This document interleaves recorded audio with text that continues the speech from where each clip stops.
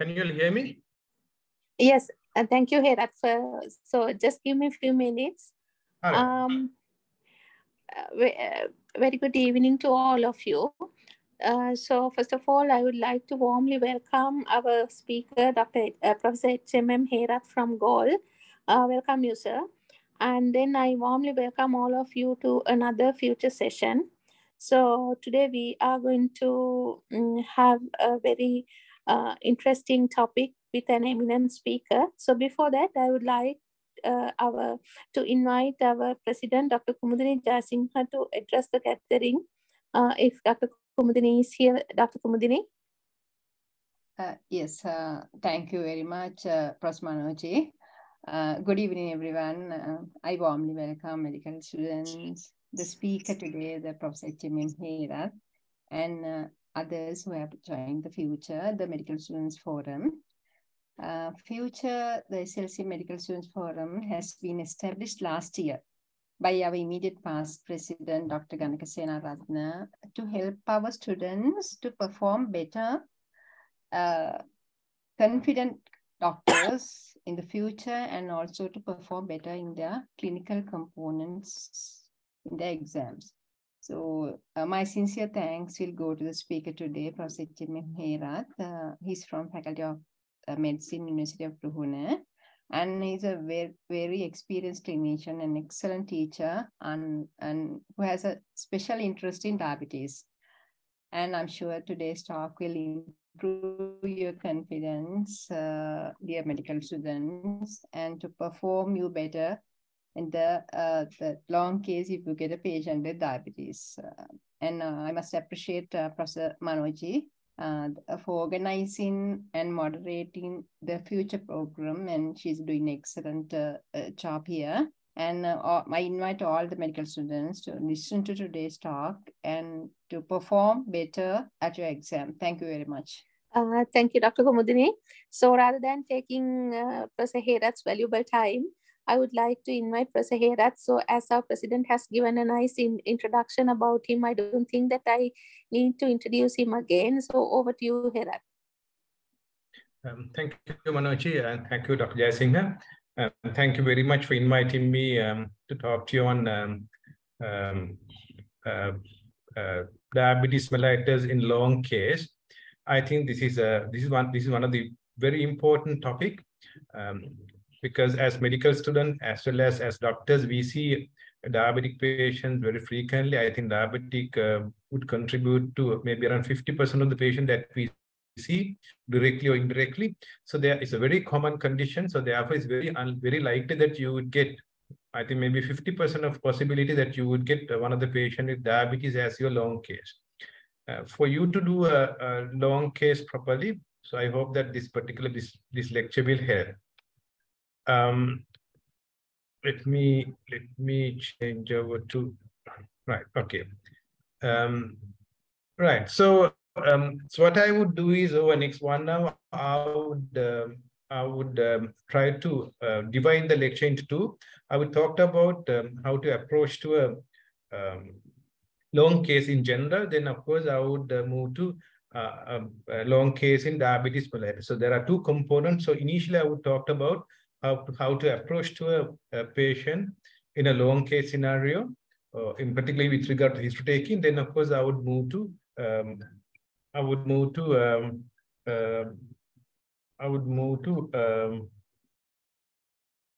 diabetes. Can you hear me?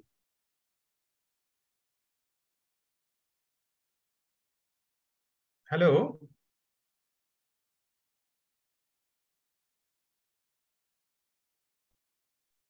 Yes, sir. Very clearly, we can hear you, sir. All right. Okay. Sorry. I'm sorry. Okay.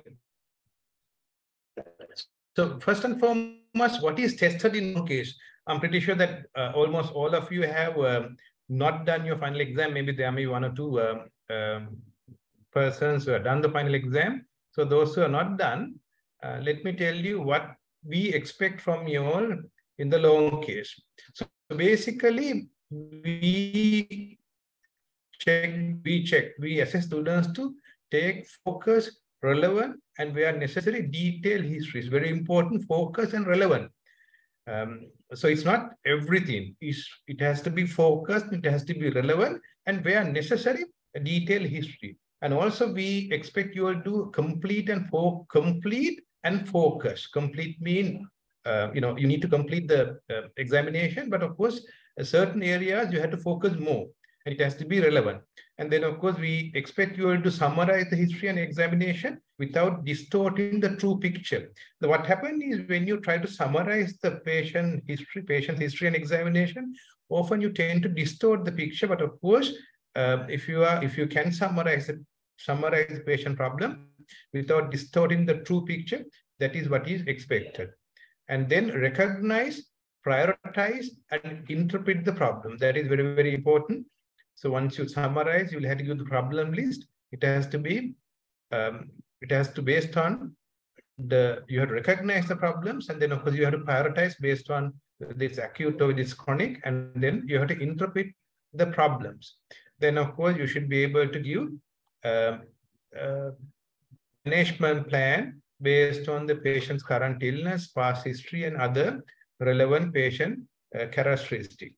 In other words, what we are checking is your communication skills. Communication skill is giving data as well as taking data. So basically, in long case, of course, you are getting the information from the patient rather than giving the patient information back to the patient.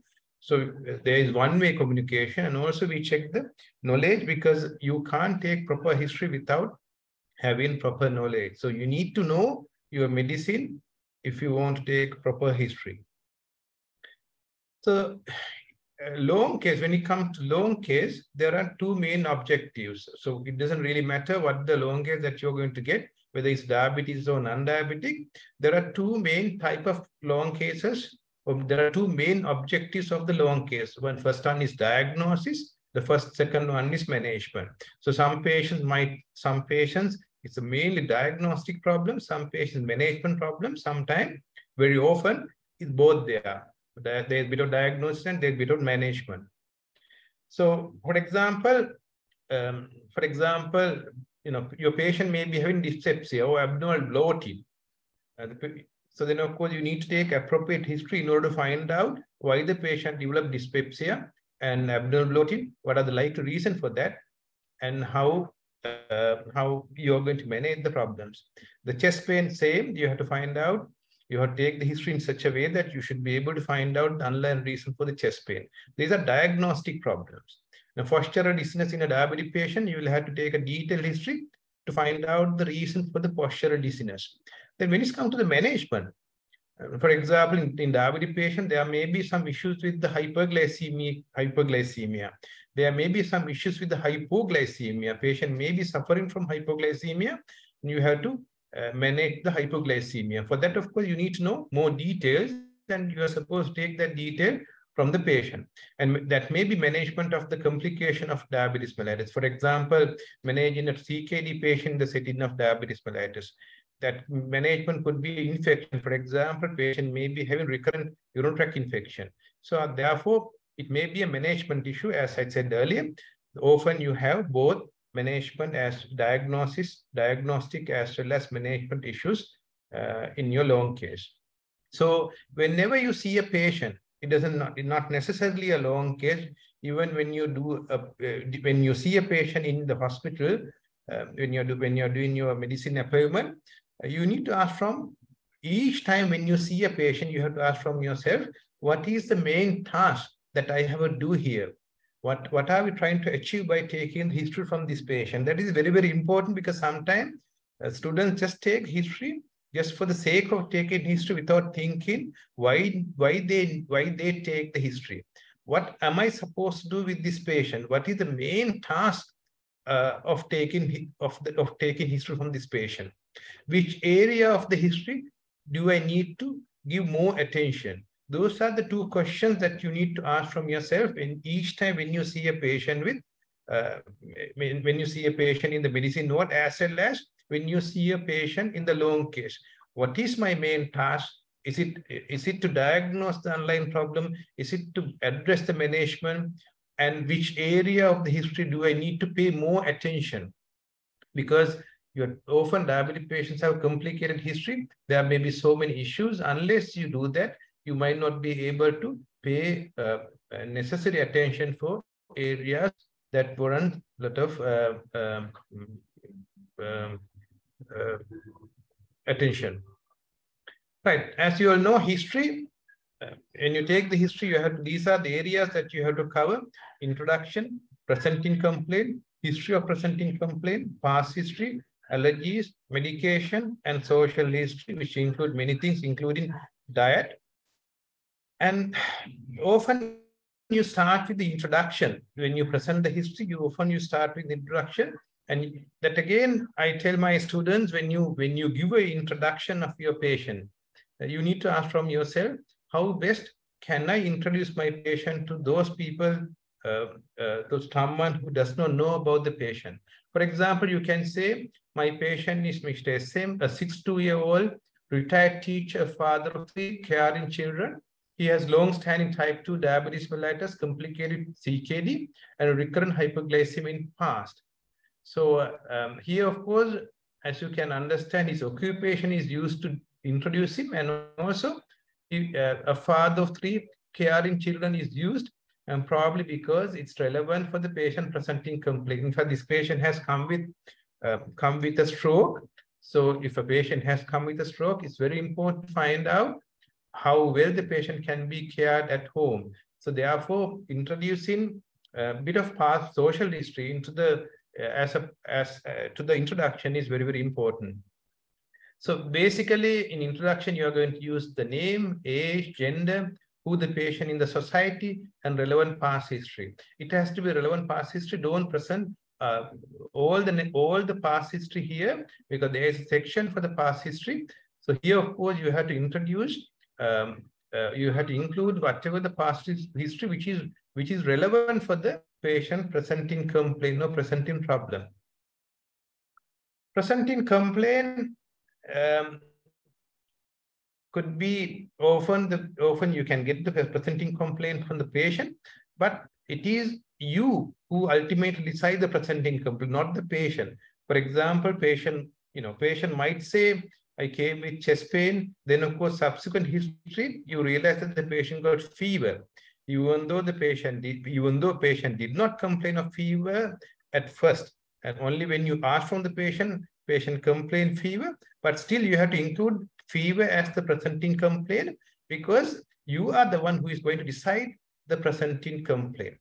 Presenting complaint, often when you ask about the presenting complaints, always better to ask with open-ended question. For example, what brought you to the hospital? Tell me, what is your major problem at this stage? What symptoms do you have at the moment? So just an open-ended question so that the patient can describe the symptoms without any disturbances, without any bias. And whereas if you just ask close-ended question, did you have any chest pain? Then of course, patient would not be able to describe all important symptoms on the patient own. So therefore, first part of the interview has to be open-ended questions, and towards the latter part, of course, you can ask close-ended question to fine-tune the symptom. For example, if the patient has come with chest pain, you can ask from the patient, what is the character of the pain? Do you feel it as tightening pain, or do you feel it as burning pain? So you can ask it. If the patient is not coming out with the character of the pain, you can just ask from the patient. You give 2 options. Is it tightening pain? Or is it burning pain? Or is it something else? You give some options so that the patient can choose one of those options. So you can ask close-ended questions to the latter part of the history taking. It's always a good idea to spend 2 to 3 minutes, or maybe 3 to 4 minutes, letting the patient talk. Don't disturb at the beginning, because if you ask some question at the beginning, the patient might not be able to tell the patient's story without any disturbance. So therefore, please let the patient talk. Just wait 1 or 2, maybe 2 to 3 minutes without disturbing the patients. And also, make sure that don't ask intimate questions at the beginning, of course. For example, whether the patient married or not, and whether the menstrual history, then of course sexual history. Don't ask those questions at the beginning of the history, because it's better if you can keep those questions to the latter part. And if you are going to ask intimate question, make sure that you you get the permission. You can tell the patient that I'm going to ask some questions from you now, and these questions may be may be too personal, but just for the completeness of the history, I'm going to ask. You can get the permission and you can ask those questions, which are mainly if the questions are intimate or private questions, you need to be careful and you have to get the permission before you ask those questions. It's very important to recognize the presenting complaint. As I said earlier, it's you who is going to decide the presenting complaint. So you listen to the patient and you decide, okay, these are the symptoms that I'm going to use as presenting complaint. I often describe presenting complaints as the pillar of your history, because you are going to build your history based on the presenting complaint. History of the presenting complaint, mainly what you do is you describe the presenting complaint in detail. So therefore, unless you recognize the presenting complaint correctly, your history of the presenting complaint is going to be wrong. Therefore, recognize the presenting complaint accurately. The history of the presenting complaint is all about describing the presenting complaint in detail. So that is detailed analysis. For example, when it comes to chest pain, you ask about site, onset, character, radiation, aggravating factor, relieving factor, timing, exacerbating, severity. Those are called symptoms analysis. So symptom analysis is the most important component of the presenting complaint. That is the first thing. In fact, there are 4 components of the presenting complaint. That is the body of the history or engine of the history. So that has to be accurate. As I said earlier, one of the main tasks that you do is you do symptom analysis. Then, of course, you have to exhibit temporal profile, which is also important. Temporal profile is basically you keep the symptoms in correct order, correct sequence. That's important. For example, if a patient has chest pain as the first event and then developing, orthopnea, palpitation, and shortness of breath as a second event, you can assume that the patient had probably ischemic event, and that ischemia has led to heart failure. Whereas if the patient has, say, shortness of breath as the first event, and the chest pain maybe a few days later, then you can't come to the same assumption. So therefore, correct, temporal profile or arranging the symptoms in correct order is very, very important. So I want all of you to, write a small diagram. When you take the history, write a diagram like that. And then of course, put a timeline and then put the symptoms in correct order. This is very, very important. This is something we often check in the history, temporal profile. Then of course, third important thing that I want you to do in your history of the presenting complaint or body of the history is synthesis. Synthesis means you generate new information based on the information you gather from the patient.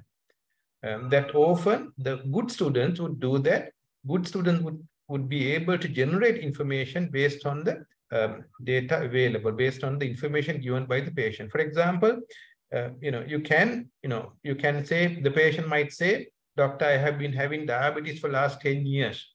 Diabetes, I was given metformin. With that, my blood glucose is well under control. For the last 10 years, my blood glucose well under control.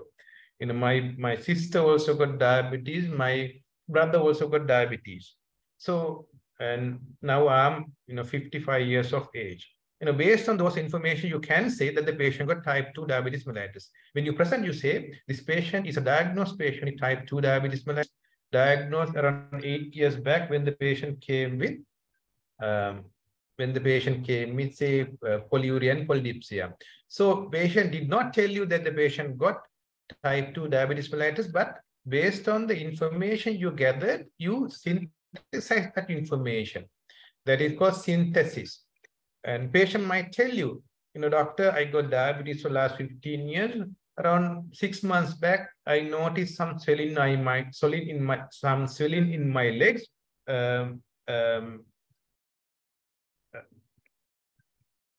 I noticed some swelling in my legs, so I went to a doctor, and my doctor did some testing, and he told me that I'm passing protein in my urine, and also he did some blood test, and he told me that one of the tests is not very good, and he has kept a very close eye on my blood test as well as urine test, and he said recently also I got protein in my urine. So based on that information, you can say that the patient got CKD. So how do you say that? Because this patient has been having proteinuria for more than 6 months duration, and that is enough for you to diagnose CKD, because you know CKD is defined as structural or functional abnormality, from lasting more than 3 months duration. So this patient got CKD. When you present, you can say this patient with long-standing diabetes mellitus is diagnosed to have CKD 6 months back when he presented with bilateral leg swelling. So those are called synthesis. So that is also one of the important part of the body of the history. The fourth one is called linkage. Linkage means basically you connect certain things which otherwise you would present in the different places. For example, you can say this patient has been having poorly controlled diabetes mellitus for last 8 years, as indicated by blood glucose around 200, HbA1c around 8, and multiple complications of diabetes mellitus, and poor compliance with medication. So as you can understand, I have, to say that this patient got poorly controlled diabetes mellitus, I have used some information which you would otherwise take in the body of the history. For example, blood glucose 200, HbA1c around 8. Then of course complications you would again take maybe under past history. Then of course poor compliance, which you often take in the social history. So these are called linkage. So where you cluster certain things together so that the picture will be better. You can create a better picture if you just cluster certain relevant things. Those are called linkage or clustering. So those are the 4 important features that you have to exhibit, you have to show in the body of the history. Right. So the social history also important. Social history has to be, you can't just present standard social history for each and every patient. It's a good idea to ask from yourself, what part of the social history am I going to highlight in this patient?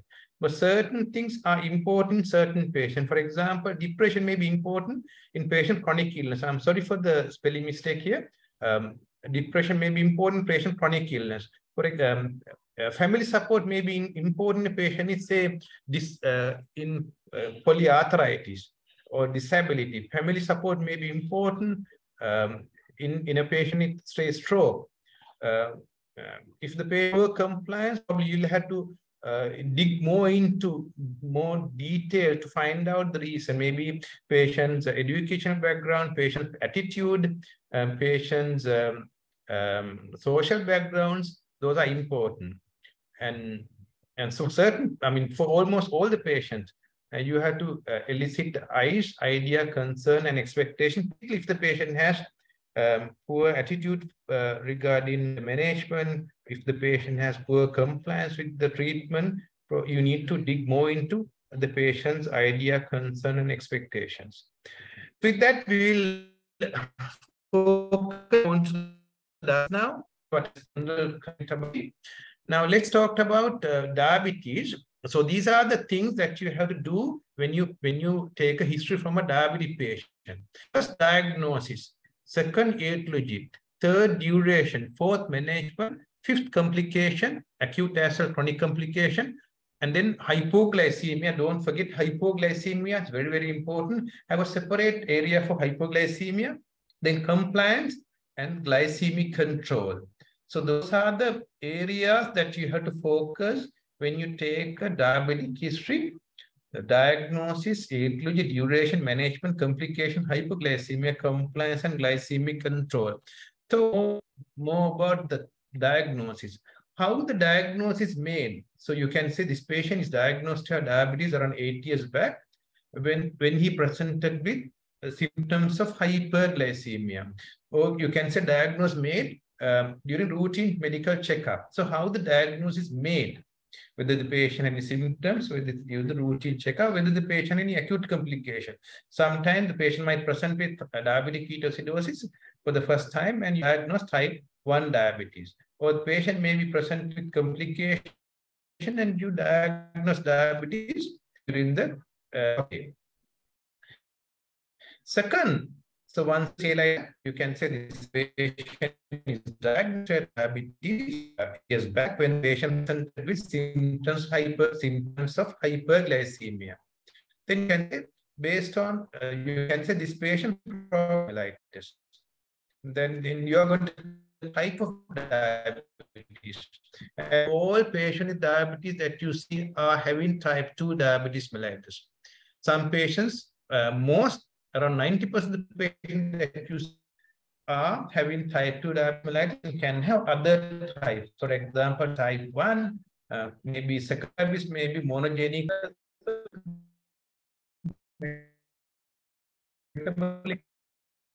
They have features of metabolic syndrome. They are obese generally.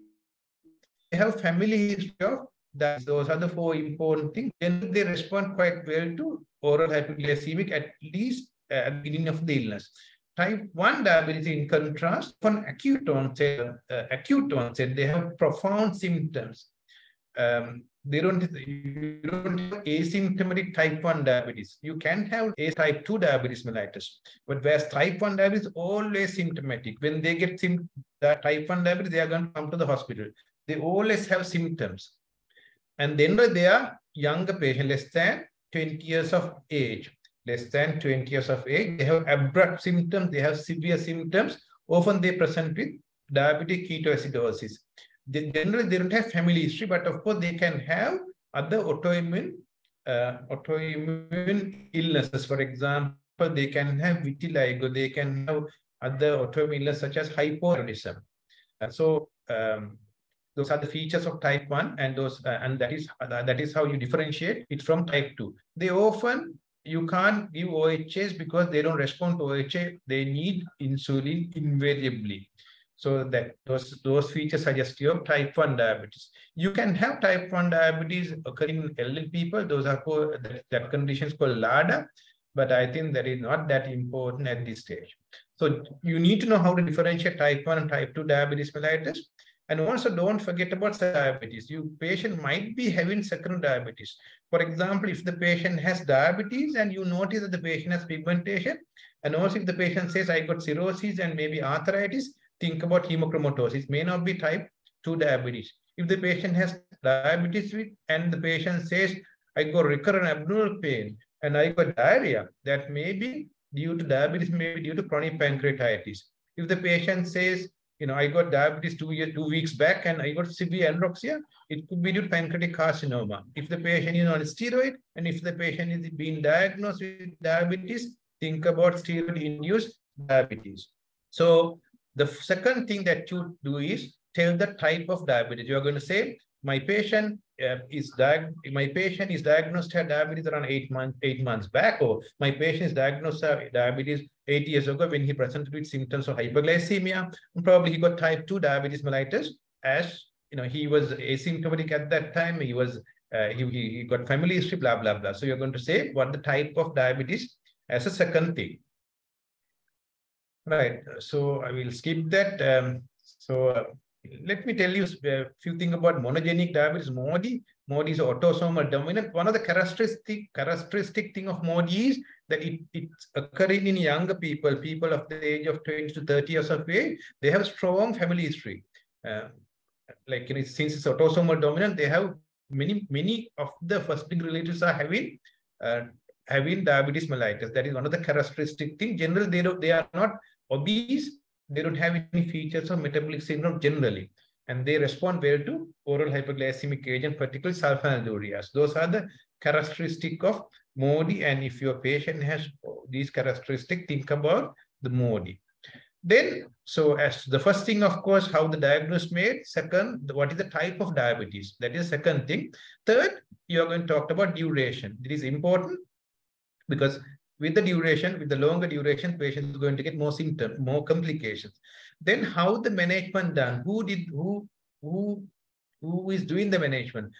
Whether it's with the patient managed by in a private sector, by a consultant, whether the patient managed in a hospital setup, where the patient managed, and how the patient managed. How mean whether the patient is an oral hypoglycemic agent, if the oral hypoglycemic agent, what is the what oral hypoglycemic agents, and whether the patient is on insulin, and if the patient is on insulin, why the insulin is given, whether it is given as a part of secondary OHA failure, what is the type, whether the patient is on twice dose of insulin, or whether the patient is on nocturnal dose of insulin, who inject insulin, and what facilities are there to give the injection, and also make sure that you ask about hypos.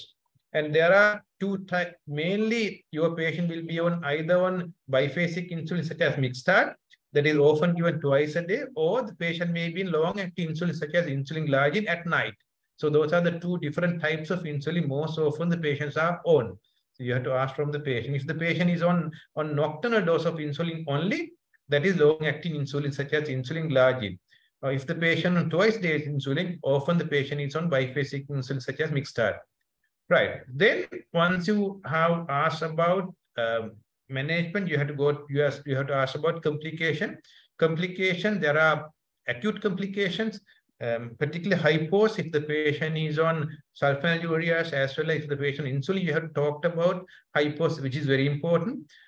You have to ask about hypos whether the patient has any symptoms suggest to hypos.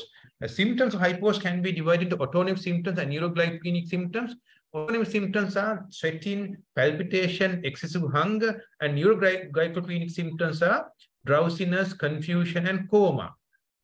And if the patient develops neuroglycopenic symptoms without developing autonomic symptoms, that is called hypoglycemic unawareness.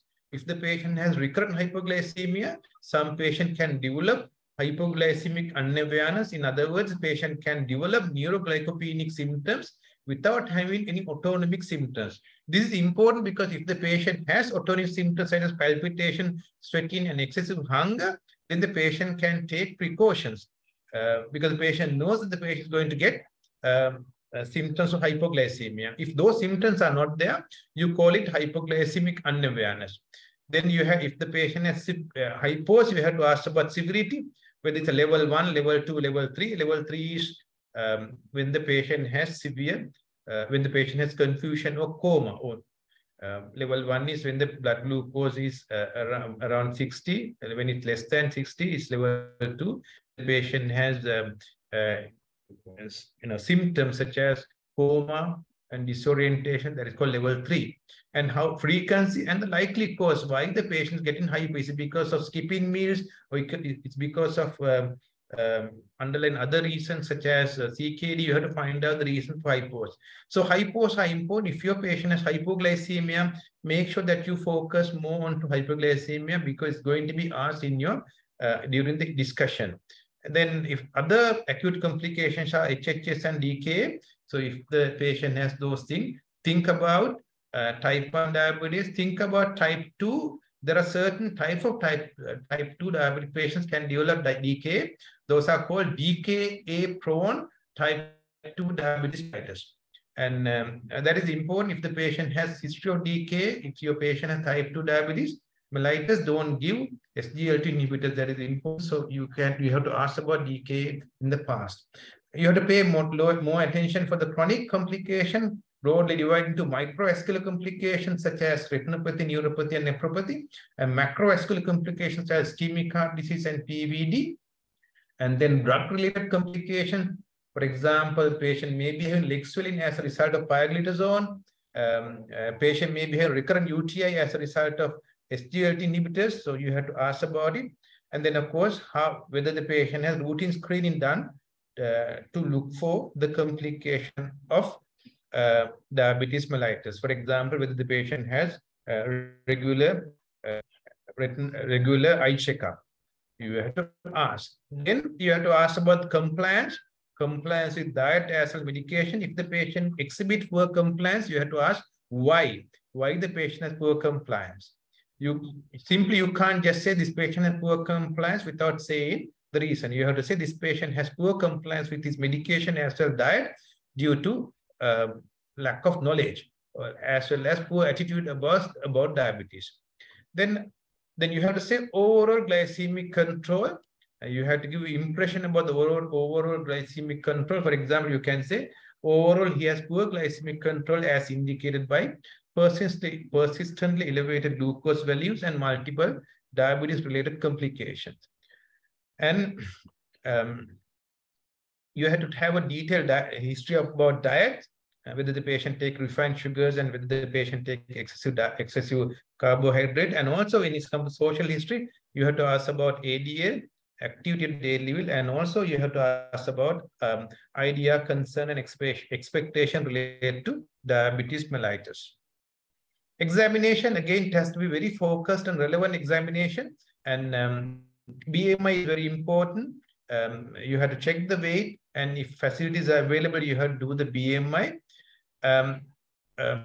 If you are suspecting type 1 diabetes mellitus, you have to mention about autoimmune. You have to mention about other autoimmune features, for example, vitiligo. Whereas if you are suspecting type 2 diabetes mellitus, as I said earlier, BMI is important. You have to mention about evidence of metabolic syndrome, for example, acanthosis. And if you are suspecting type 2 diabetes mellitus, you have to give more features of type 2 diabetes. If you are suspecting secondary diabetes, you have to give the features suggestive secondary diabetes. For example, you can say pigmentation, you can say features of cirrhosis, and so on. Blood pressure is, you have to check the blood pressure, particularly if the patient is having first dizziness, postural dizziness, you have to check the blood pressure in supine as well as erect. And if the patient has presented with, say, chest pain, if the patient has history of stroke, then you have to do carotid examination. And if the patient has history of CKD, you have to do renal bruit. You have to look for renal bruit. If the patient has high blood pressure, you have to again check carotid and renal bruit. Right. Those are, so in other words, I mean, of course, you have to do full examination, but what I'm trying to say is these, you have to focus your examination based on the underlying characteristic. And this is acanthos nigricans. If you have not seen, this is one of the features of type 2 diabetic patient. Most often, when they are young, they have, at the beginning of the illness, of course, they have features acanthos nigricans. This is one of the features of metabolic syndrome. And this is diabetic dermopathy. And those patients who have long-standing diabetes with complications have diabetic dermopathy. As you can see, these are just, rounded coin-shaped lesions often seen in the shin. These are called shin spots also. This is diabetic, another diabetic rash. And this is diabetic related complications seen in patient with a long-standing patient with diabetic peripheral neuropathy as well as vasculopathy. And these are mainly due to peripheral neuropathy. As you can see, there are callosities. And CNS examinations are also very important. And particularly CNS examination, you have to look for diabetic retinopathy. If there is no, if often the ophthalmoscopy is given along with the diabetic patients, so you have to look for the diabetic retinopathy. And also, if the tuning fork is available, you have to look for diabetic peripheral neuropathy also. It's a good idea to carry a monofilament test with you when you're going for long case, because you can check for peripheral neuropathy using the monofilament test. And this is diabetic amyotrophy. So basically, you get severe muscle wasting around the thigh. Then, of course, these are diabetic retinal changes. Sometimes very hard to look at these changes in undilated pupil, but of course you might be able to see some changes. And once you present your history, once you've done your history, once you done your examination, you have to present your history. This is how you present your history. Mrs. MG has been suffering from type 2 diabetes mellitus for last 12 years. It was first diagnosed when she first presented with symptoms of hyperglycemia.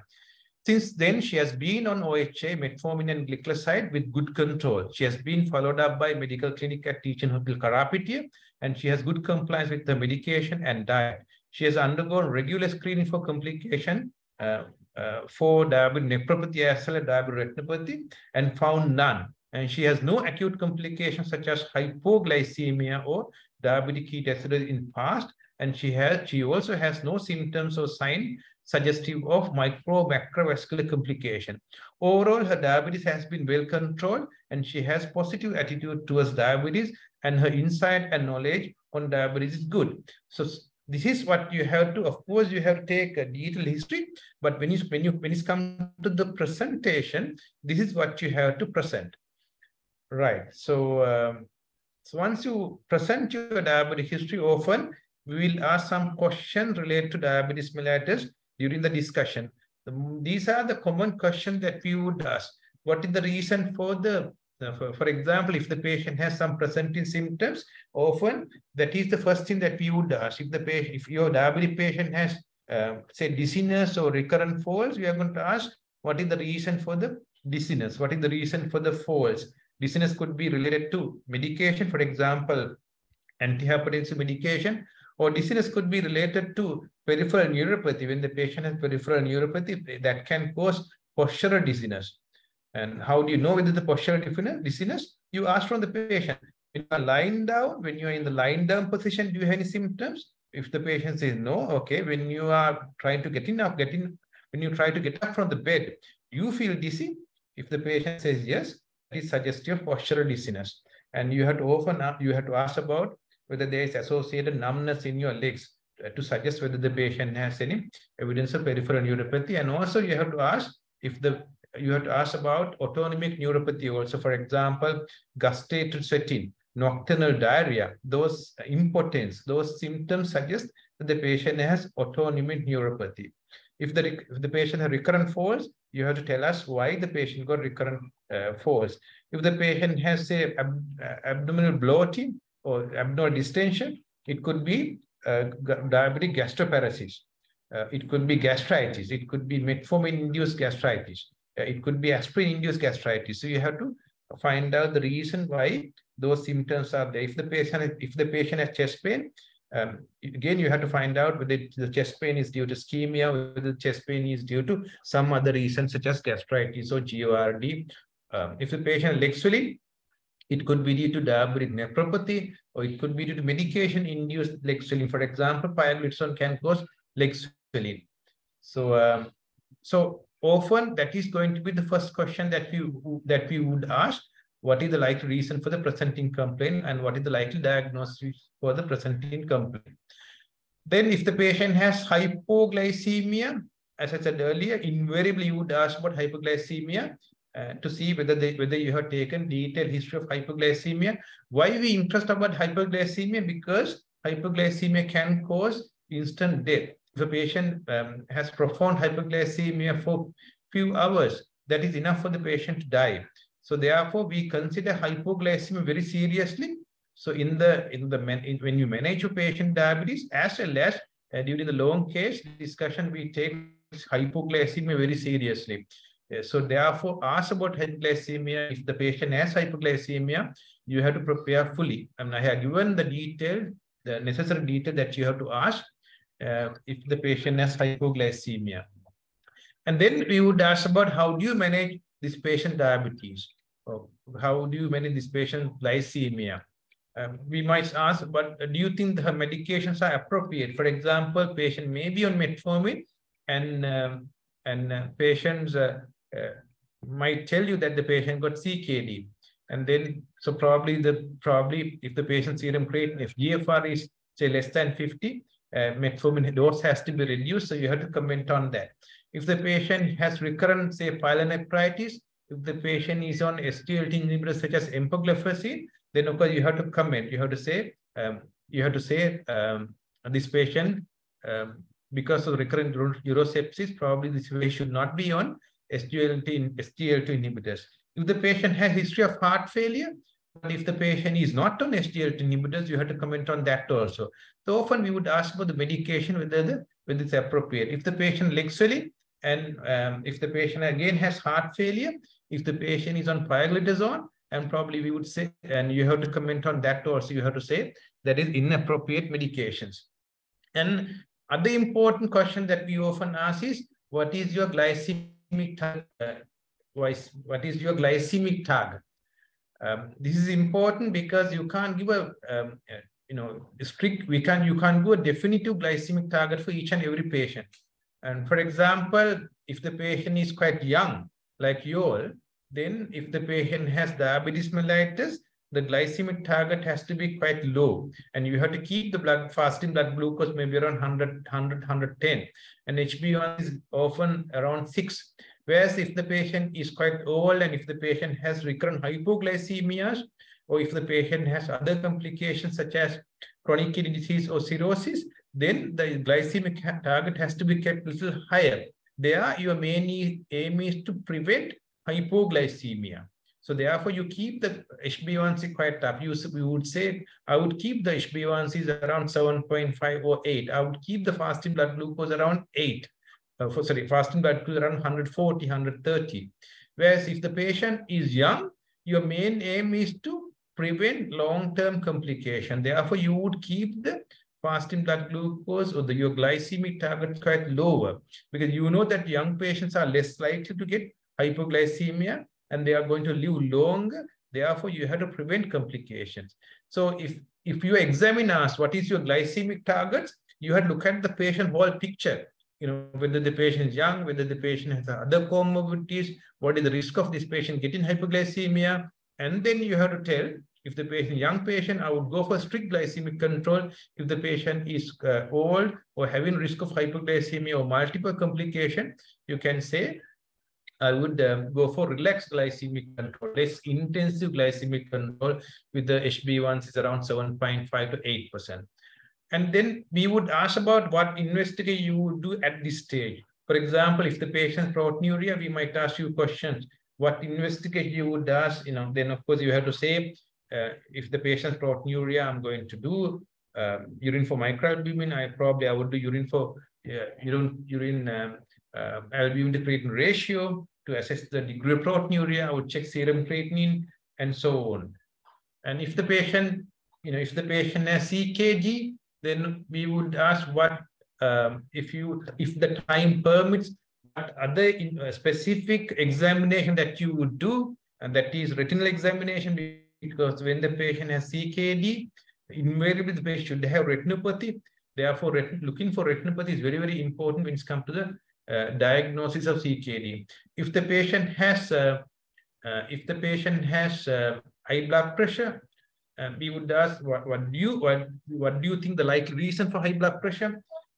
High blood pressure is quite common finding in a patient with diabetes mellitus, not necessarily because of the diabetes, but diabetes patients can develop high blood pressure as a result of complication of diabetes. For example, CKD. When they develop CKD, blood pressure often goes up. When they develop renal artery stenosis as a result of excessive atherosclerosis, they can get blood pressure. So blood pressure, high blood pressure in a diabetic patient would be multifactorial, and you need to have a fair idea about that. And also often we would ask what medication you are going to start for the high blood pressure. And often if the patient has proteinuria, we would start the patient on either on AC inhibitors or angiotensin receptor blockers such as losartan. Or if the patient has no proteinuria, generally you can start anything. But of course, you have to be careful when starting ACE inhibitors in patient with CKD because of the hyperkalemia. Right. So, and we might ask our blood pressure target. Blood pressure target, when it comes to the diabetic patient, often we will keep the blood pressure target systole less than 130 and diastole less than 80. And if the patient has proteinuria, we will keep the fast systolic blood pressure less than 125 and the diastolic less than 75. Those are the blood pressure target. And we might ask, would you consider statin for this patient? generally we would, and her LDL is 120, would you start statin on this patient? Those are the questions that we might ask about statin. And generally, any patients over the age of 40, if the patient type 2 diabetes mellitus, we would tend to start statin to keep the LDL less than 120, less than 100, sorry, less than 100. But of course, now we don't give statin to achieve certain goals. We basically use statins to reduce the ischemic risk or ischemic heart disease risk. In other words, you don't need to have high LDL to start, or you don't need to have dyslipidemia to start statin. Basically, what you do is you look at the risk profile, and if the patient has significant risk of getting ischemic heart disease, irrespective of whether the patient got high LDL or not, you would start the patient statin. Statin is primarily started in diabetic patient to reduce the cardiovascular risk rather than reduce the LDL. So you start statin to reduce the cardiovascular risk. Then we might ask about how to diagnose diabetic nephropathy. As I said earlier, basically you diagnose diabetic nephropathy in a patient long-standing diabetes mellitus. For example, your patient has diabetes for the last 10 years, and now the patient is coming with, say, evidence of proteinuria plus leg swelling. And the question is whether the CKD in this patient is due to diabetes or not, because there are so many other causes for the CKD. So what we do is we look at the other parameters. For example, we look at whether the patient has retinopathy. If the patient has multiple complications such as retinopathy, then we assume that the patient's CKD is due to diabetes. We don't look for any other cause. Probably we would do urine full report, and generally urine full report would show just the proteinuria, and it has to be generally, there should not be any active sediment. There should not be any evidence of cast, any evidence of RBC or any evidence of pyuria. That is, so if the UFR is normal, and if the patient has multiple complications, include retinopathy is there, you don't need further testing, such as renal biopsy and so on, to diagnose diabetic nephropathy. Diabetic nephropathy is mostly a clinical diagnosis. And if the examiner asks what test would you do to diagnose diabetic nephropathy, and probably you would say, I would carefully, I would dilate the pupil, I would look for any evidence of diabetic retinopathy, and also I would do a urine full report if the patient has just only the proteinuria with no active sediment. That is enough for me to diagnose diabetic nephropathy. I would not do further testing. So that is how you diagnose diabetic nephropathy, and those are the common questions that we might ask during the discussion. Right. So with that, I think I have come to the end of my lecture. If there are any questions, you can ask from me now.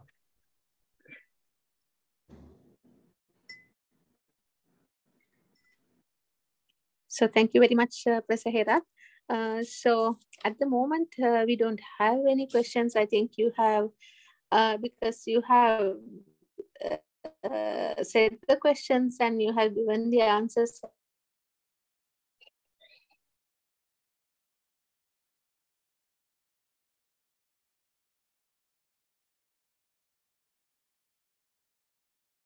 Okay, there's a question, what is triple therapy for diabetes? Well, I don't know what exactly means triple therapy, to be honest. So there is no specific triple therapy as such in diabetes. I think some people might say triple therapy. So there's no triple therapy as such in diabetes mellitus, but often it could be, we might start the patient metformin, glycoside, and sulfonyl. We might start the patient on metformin, glycoside, and sitagliptin. That could be triple therapy. And if the patient is on metformin, statin, and aspirin, that could be triple therapy. But there is no specific thing as called triple therapy when it comes to diabetes mellitus. What is the HbA1c target for all patients? Well, that is what I described earlier also. As I said earlier, all the patients are prone to get hypoglycemia, and also they have, say, your patient is 80 years of age. What is the point of strictly controlling the glycemia? Because the strict glycemic control is important in order to prevent long-term complication. And for example, there's a big or famous study called UKpedia study, which was done way back in 1979, started, and then it just followed up over the period of 20 years. And that was the first study to show the intensive glycemic control is beneficial to reduce the complication. So you control diabetes mainly to avoid long-term complication. If your patient is 80 years of age and you don't need to strictly glycemic control, you don't need to have strict glycemic control purely because the patient's overall prognosis, overall survival is poor, because 80 years old patient would unlikely to survive till another 20 years. That is first reason. The second reason is 80 years old patient is at higher risk of getting hypoglycemia. Therefore, you would try to keep a relaxed glycemic target. As I said, HbA1c may be around 7.5 or 8. If your patient has recurrent, if the patient is avoiding meals, then your HbA1c of 8 would be appropriate. So you need to decide which HbA1c you are going to go for. As I said earlier, it has to be relaxed glycemic target. I would say 7.5 to 8. Is leg swelling persistent in diabetic nephropathy, or it could be intermittent? Well, it depends. If the patient has significant proteinuria causing nephrotic syndrome, the patient can have persistent leg swelling. And if the patient is on appropriate treatment, including, say, diuretics, then it can disappear. At the initial stages, leg swelling could be intermittent, but of course, towards the latter part, when the patient develops advanced diabetic kidney disease or advanced CKD or nephrotic syndrome, often the proteinuria is going to be persistent. The place of 50% dextrose in managing hypoglycemia. Well, 50% dextrose is the treatment of choice if the patient has neuroglycopenic symptoms, if the patient can't take oral, if the patient is very drowsy, unconscious, and if the IV access is available, you can do 50% dextrose. If the patient is quite awake, and if the patient can take orally, if the patient is not having neuroglycopenic symptoms, you can give oral glucose. For example, you can just give glucose. If the patient is unconscious, or if the patient can't take orally, if there is no IV access, then you can give glucagon.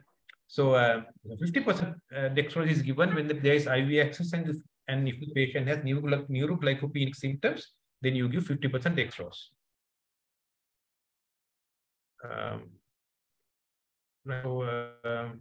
There are a few more questions. Regarding microvascular complication, which complication occur first? Well, there is no such thing. As you can understand, there are these are microvasculature. These are small blood vessels everywhere. These small blood vessels are there.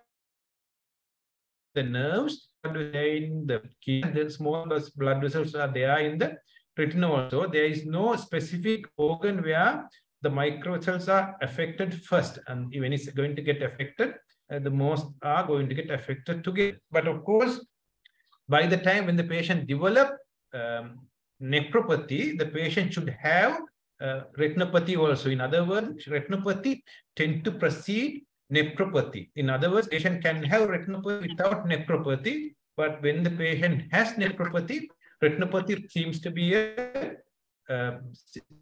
retinopathy has to be there. So, retinopathy the local retinopathy seems to precede the nephropathy. But as I said earlier, these are just a disease, uniform disease affecting the micro blood vessels. So, answer is probably retinopathy occur before nephropathy. But these are occurring more or less at the same time. So what is the role of somatostatin in diabetes? Well, there is no specific role as such.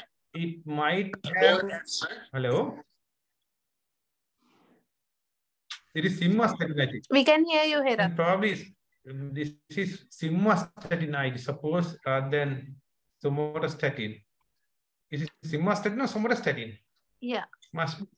But he has written as somatostatin. I think it should.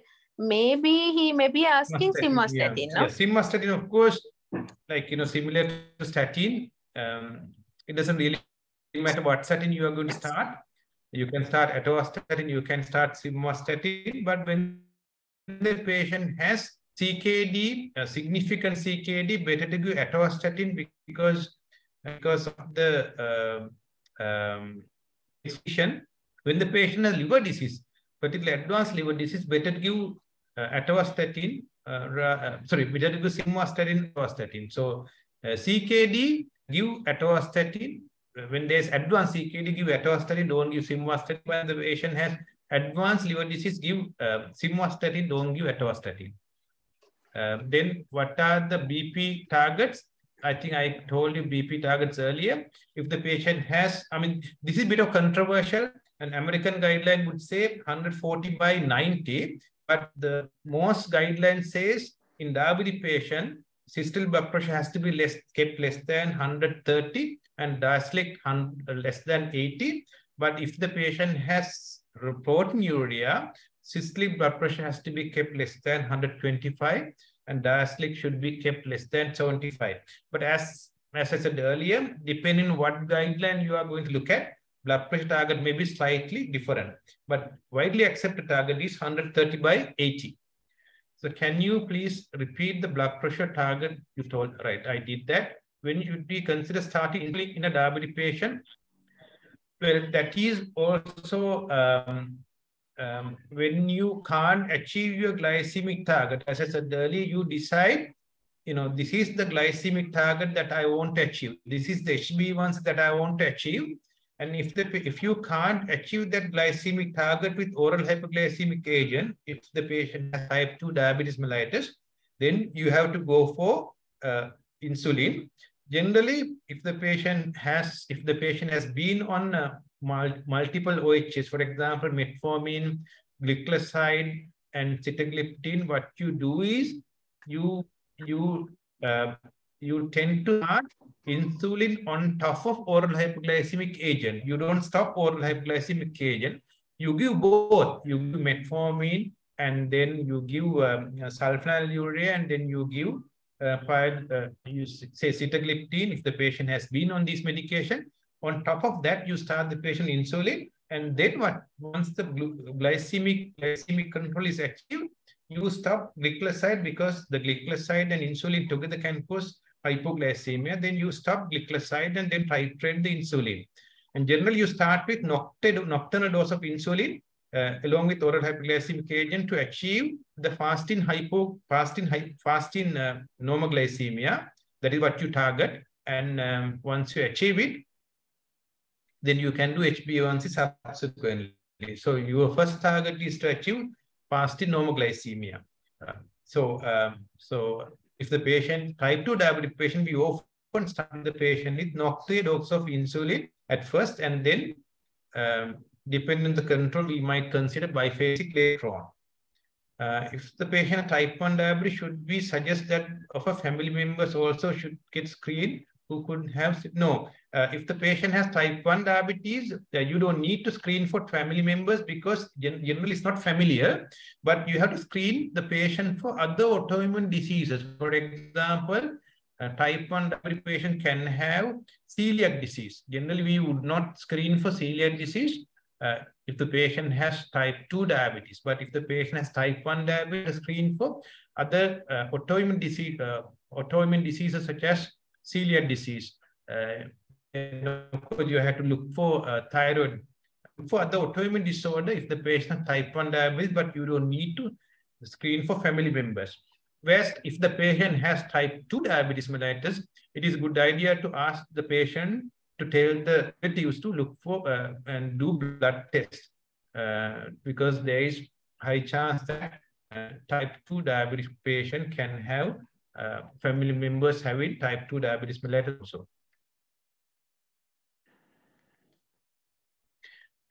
What are the specific questions we can ask the patient detect presence of microvascular complication in the history? As I said earlier, say when it's come to the diabetic neuropathy, it's mainly the pain and the numbness.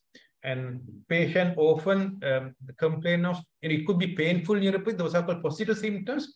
Patient can have agonizing severe pain. The pain often get worse at night. The pain is more common at the distal area of the legs, for example, foot. And pain is severe at night, and during the daytime, pain seems to be less. And those are called positive symptoms, but it could be negative symptoms such as numbness or absent sensation. Patient might complain of feeling as if the patient is walking on the cotton wool. The patient might tell you that, I feel that there's something, something touching my, something which is attached to my, stick to my, feet. Patient might complain something like that. So numbness or absent sensation or feeling abnormal sensation, for example, walking on the cotton wool. Those are the symptoms of diabetic neuropathy. And diabetic nephropathy, of course, mainly you have to ask about frothy urine, which is a feature of proteinuria. Retinopathy, of course, is mainly loss of vision, but of course, loss of vision is a quite late feature. Therefore, the patient has to, patient with, significant retinopathy can have normal vision. Therefore, the patient need to have regular eye checkup to exclude diabetic retinopathy. Autonomic neuropathy, of course, if you think that the patient has autonomic neuropathy, you have to ask certain questions. The question that you have to ask about postural dizziness, then of course, gustatory sweating, nocturnal diarrhea, impotence. Those are the questions that generally that you have to ask. So can you please explain a bit about how to make a good summary and problem list from the history? I think the diabetic, the summary, the diabetic presentation that I showed you earlier is a bit of summary of diabetic patient, but my advice is when you make the summary, you have to, most important thing, of course, don't distort the picture. You have to summarize, but of course, in the meantime, when you summarize it, make sure that you would not distort the picture. For example, it should include the presenting complaint if it's significant. And it should include the past medical history, important past medical history. You don't need to include all the past medical history, but important past medical history. If the social history is important, say, for example, if the patient has depression, or if the patient wants to commit suicide, if the patient has very poor compliance, and that if that is the reason for the complication, the poor compliance has to be included as part of summary.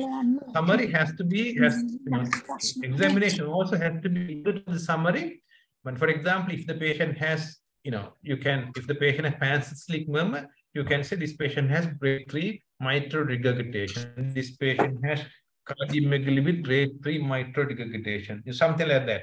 So examination finding also has to be summarized and included if it is important only.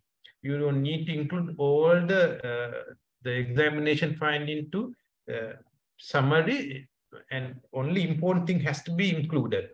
So it is difficult to write a good summary. So therefore, my advice for you to write summaries very often and see whether the summary is different to your whole history. And if the summary gives the whole, if you can create the whole picture successfully, that is a good summary. And problem list, of course, as I said earlier, acute problem has to be included. If the patient has presenting problem, presenting symptom, often that has to be included.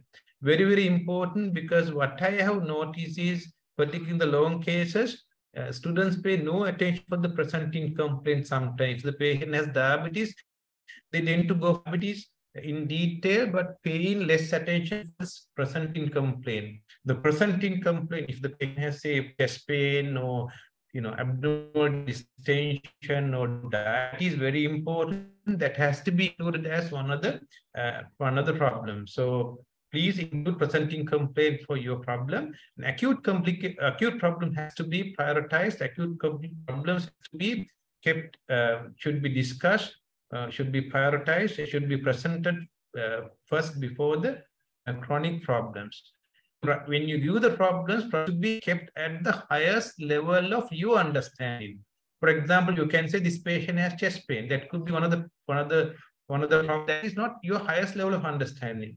If you say this patient has severe tightening central chest pain lasting for, that is better because you understand the problem better. Because if you say this patient has chest pain, then we don't know what it is, and there may be another differential diagnosis. Whereas if you present the problem as this patient presents severe tightening, central tightening chest pain for 3 hours duration, we know that the patient is likely to have ischemic heart disease. So when you write the problem has to be kept at your highest level of understanding. Then can chronic diabetes cause stroke even though the cholesterol level and blood pressure is normal? Yes, absolutely correct. Yes, often complication, for example, stroke, ischemic heart disease are due to multifactorial. There are many reasons for the patient to get stroke, many reasons for the patient to get ischemic heart disease. The high diabetes itself is a risk factor. In fact, studies have shown that if the patient has diabetes, compare non-diabetic patient, the diabetic patient has 3 times the higher risk of getting stroke than a non-diabetic patient. This is, in addition to the cholesterol and high blood pressure and other risk factors. So diabetes itself is a risk factor for cardiovascular diseases. So therefore, even if the patient has normal cholesterol, even if the patient has normal blood pressure, still the patient is at risk of getting diabetes, getting cardiovascular complication due to diabetes itself. So what grade of CKD are the use of ACE inhibitors contraindicated? That's a good question. Generally, when the GFR is less than 30, you have to avoid giving ACE inhibitors. ACE inhibitors are not contraindicated in CKD. You can give ACE inhibitors, only the body is high potassium. When you give ACE inhibitors, potassium can go up. Unless you monitor the potassium, you are in a very difficult situation. Therefore, even if the patient is on ACE inhibitors, you have to monitor the patient potassium.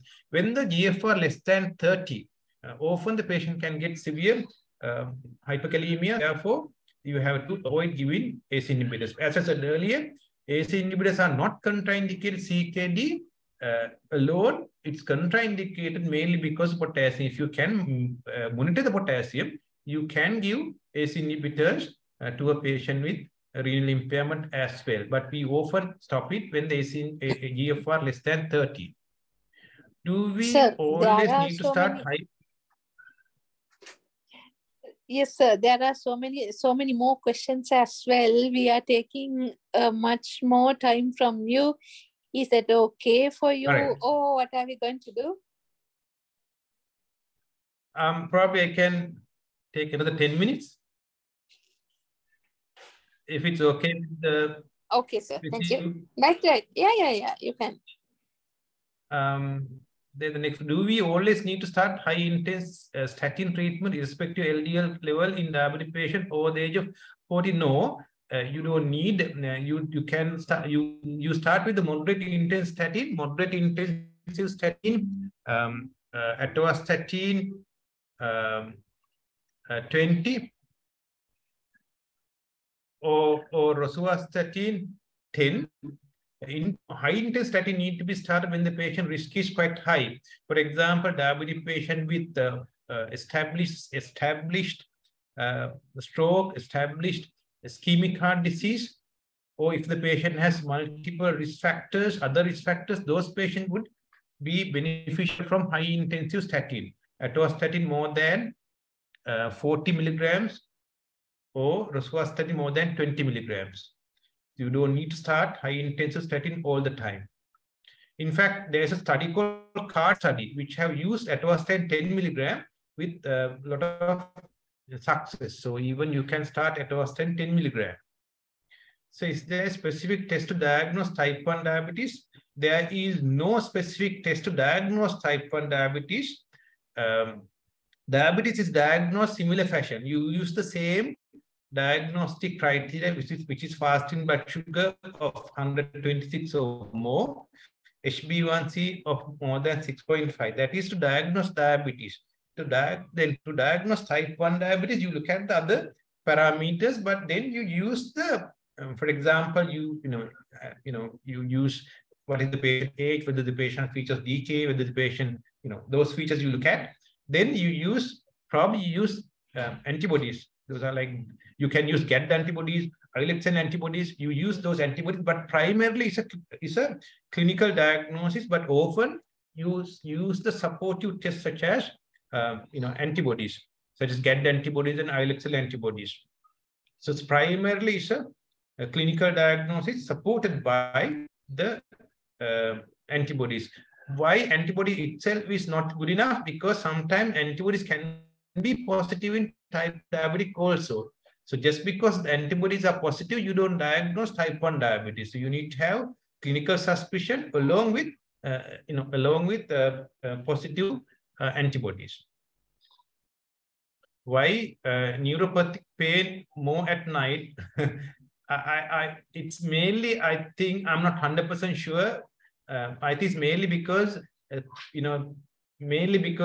attention in the patient, when the patient at rest in night, patient give more attention for the patient's more attention for the patient illnesses rather than for other things. During the daytime, patients pay more attention for the other stuff, maybe for the occupation and all. So that may be one of the reasons, I suppose, but there may be other reasons also. I'm not 100% sure. How to ask about diabetic retinopathy in the history. Retinopathy, of course, as I said earlier, a very difficult. Patient can have established retinopathy with normal visual acuity. So the patient need to have regular eye checkup, but the patient can have poor vision. And often, if the patient has seen by eye surgeon, if the patient had laser therapy, that indicate the patient has retinopathy. So in your history, if the patient says, I went to a doctor and he said that my eyes were affected and he recommended laser therapy, which clearly indicated that the patient has significant retinopathy, either proliferative or maculopathy. General laser therapy is indicated for proliferative diabetic retinopathy or maculopathy. So, right. Can you repeat neuroglycopenic symptoms?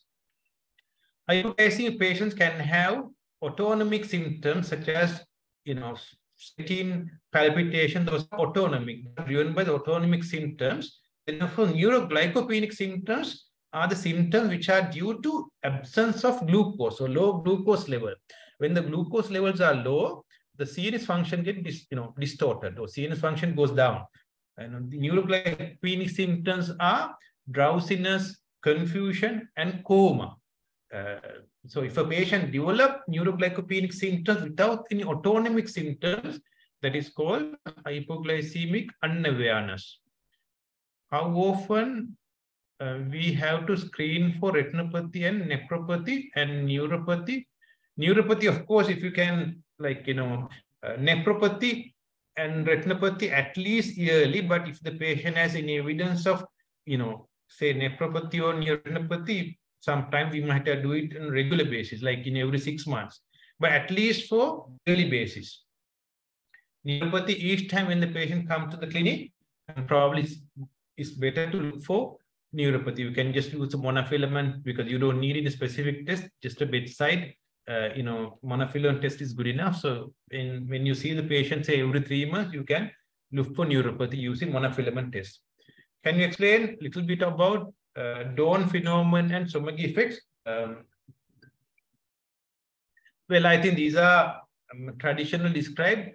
Dawn phenomenon and Somogyi effects. Basically, what happens is if the patient is on insulin, because if the patient is, if you have given excessive amount of insulin, what happens is the patient can go into hypoglycemia maybe at about 4 o'clock, and as a result, in the patient's own hormones can act, and the patient can develop high blood glucose. As a result, when the blood glucose is checked in the morning, the patient can have high glucose, not necessarily because of the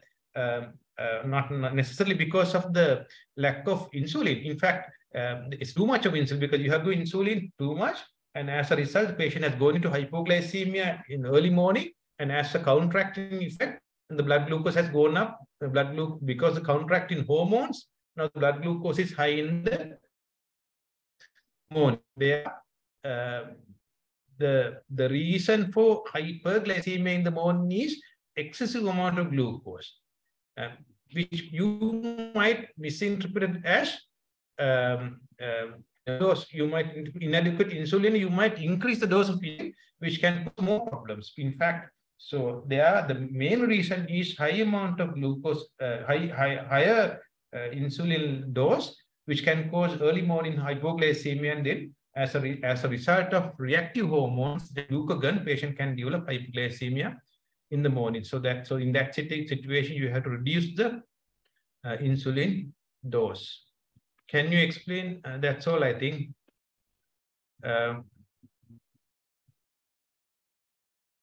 Right. So I think probably we can stop here. Yeah, that's all the questions for today. And thank you very much, Professor Herath, for taking your valuable time. And especially to answer the lot of questions, which took another half an hour from your valuable time. And I'm sure that the students have learned a lot from your presentation, as well as the way you answer their questions. And these are really hot questions when a student comes to the long case, that even as the examiners, we do also ask. Thank you very much once again. College also like to thank you for taking your valuable time with us for the future of the SLCIM as well. And then next, I would like to thank our President, Dr. Kumudini Jayasinghe, and two joint secretaries, Professor Chamara and Dr. Kolit, for their unconditional support. And then next, my thanks goes to the Gets Pharma, Mr. Saman, as well as Mr. Dishan, for their support, which is given whenever we ask.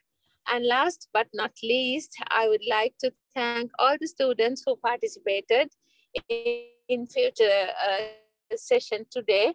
And I would like you to request from you to encourage yours to participate future sessions in future, because you can learn a lot, and these are the things that you will have to face when you come for the long cases, and when you become a doctor. These are the things that you have to manage, and you have to deal with your patients. So once again, thanking Professor Herath, I would like to wind up the today's session. Thank you, Herath, and thank you all of you. Have a good night. Thank you.